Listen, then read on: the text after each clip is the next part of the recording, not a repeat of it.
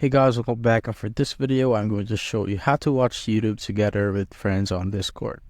Basically, you just need to search for activities bot or the activity bot on Discord. So just search for activities bot Discord just like so, and now you just want to click on this one.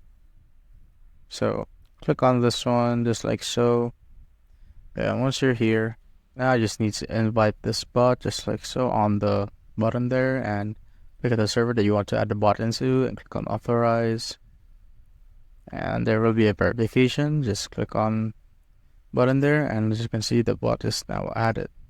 So now what you want to do is type in /activity just like so, and now click on this one and pick the child that you want to put the watch together to, and click on watch together just like so, and just click on enter. Now click on this blue link here, and as you can see, it automatically joins you to the channel and it now loads YouTube. Just wait for it to load. So just click on this one, and there you go, guys.